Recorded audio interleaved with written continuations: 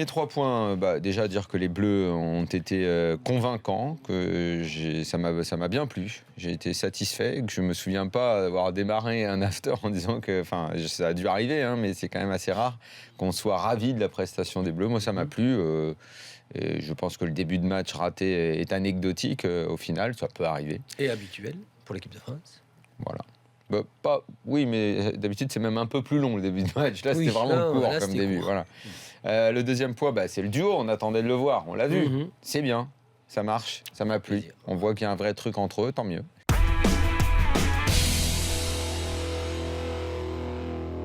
J'attendais le duo et il me plaît énormément. Et je suis pour moi qu'un sélectionneur assez intelligent fasse des duos. C'est ce qui permet à une équipe nationale. Avant, PSG était fort, tu avais beaucoup du PSG. À un moment, c'était Marseille, tu avais beaucoup de joueurs de l'OM. C'est pour ça que l'équipe de France était beaucoup plus fluide. Et là, d'avoir la chance d'avoir un duo Gamero, Griezmann, qui ne joue pas à Lorient, mais qui joue à l'Atlético Madrid, l'attaque, autant en profiter au maximum. Et ça se ressent. Ils n'ont pas besoin de réfléchir à une ou deux fois pour se retrouver dans le but.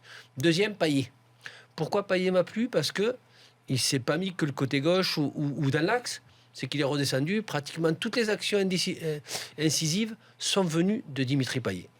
Et là, je retrouve le Payet qui prend les choses à main, ce que je lui reprochais à la fin de l'Euro.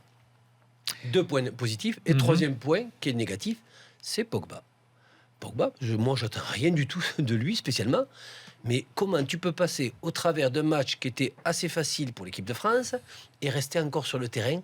Là, j'ai une question à poser, c'est que Didier Deschamps ne peut pas continuer, spécialement jouer avec un joueur qui n'apporte pas par rapport à son talent, qui apporte juste par rapport à l'équipe de France, en sachant que tu as N'Golo Kanté.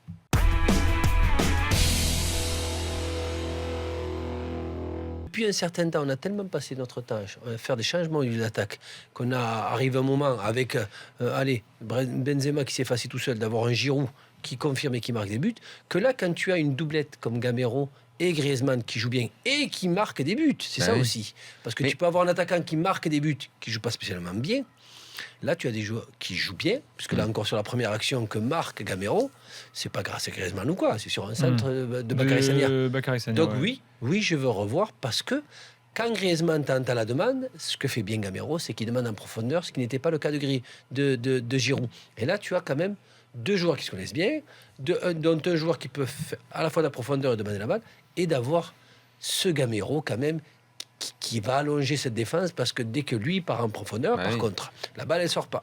Non, mais c'est absolument pas contre le joueur. Il est bon, Fekir, mais à un moment, j'ai l'impression qu'on a du mal dans notre foot à comprendre que il y a des étapes. Que la sélection, c'est la sélection, et que même s'il est bon, je vois pas de qui va prendre la place. Là, devant lui, il y a 2 mecs qui jouent à l'Atlético Madrid. Il me semble que l'Atlético Madrid, c'est un club top niveau européen. Fekir n'est pas encore dans un top niveau européen.